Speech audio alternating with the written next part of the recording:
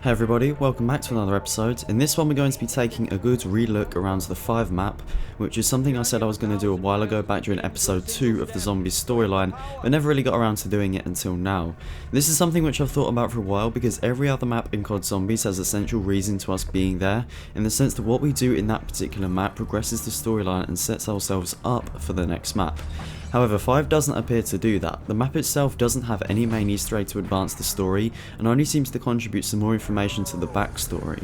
In other words, simply telling us that after World War II, the Americans co-opted Group 935 scientists to build them weapons and technology to help them in the arms race against the USSR, with some of those scientists being sent to the Pentagon to conduct research.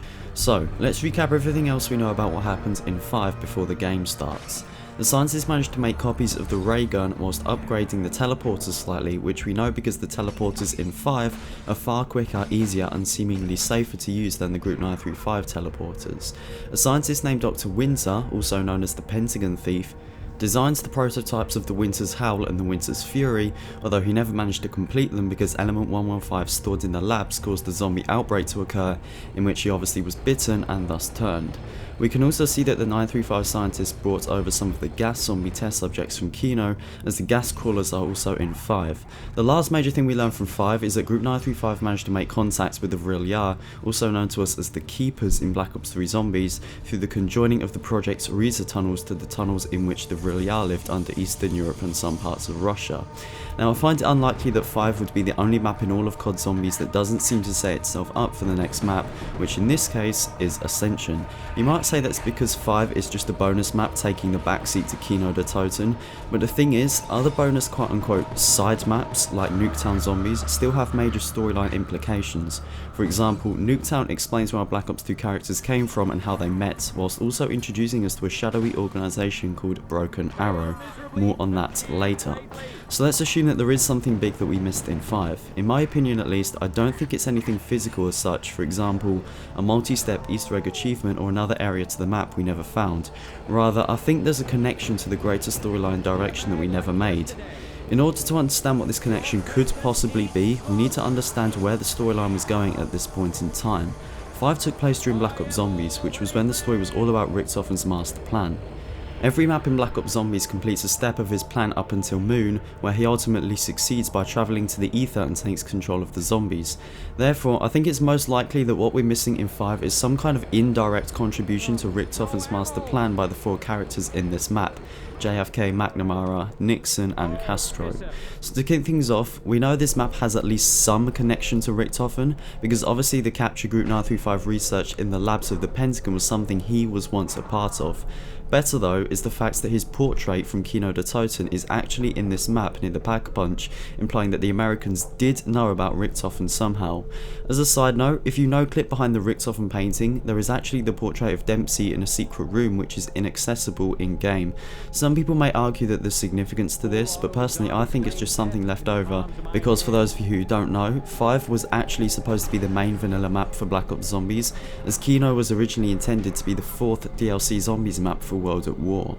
However, due to time constraints, Kino was delayed until Black Ops, thus forcing 5 into the bonus map category, which at least explains why there's lots of empty rooms and seemingly unfinished areas to the map when you look beyond the zombie barricades. But anyway, we know the Americans knew about Richtofen's work. Remember this because we're going to need it for later. So now let's go back to the mysterious organisation known as Broken Arrow. We first hear about Broken Arrow in Black Ops 2 Zombies, get a few more details in Black Ops 3 before we learn a lot more about their existence in the Zombies comics.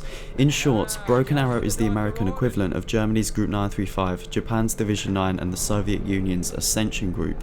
We know from the comics that Broken Arrow received a crystal shard of element 115 from Division 9 during late World War II, and then began their own experiments on the crystal and other sources of 115 which continued into the Cold War. So considering Broken Arrow is basically Americans' version of Group 935, I think it's fair to assume that Nuketown, Area 51 and the Pentagon were all secret research installations being run by Broken Arrow. When the Group 935 scientists were co-opted to the US after World War II, they were ordered to work with Broken Arrow scientists to push forward weapons development. What's also not to be forgotten are the 2 secret underground research stations in transit, one being under the power station, the other being under the bank where Pack-a-Punch is located. These were also most likely being run by Broken Arrow, meaning this group was probably responsible for the creation of the Avogadro, and possibly also had something to do with the denizens, as there are several cages in the Pack-a-Punch station which look about the right size to hold denizens inside. What's more is that in Dire Eyes, we learn that Broken Arrow destroys their main facility after the missiles hit Earth, creating the ultimate zombie apocalypse, which resulted in Russman being left to fend for himself, as he was an agent working for Broken Arrow. It's also possible that Marlton was involved with Broken Arrow's research because he was working at Nuketown before everything went to shit.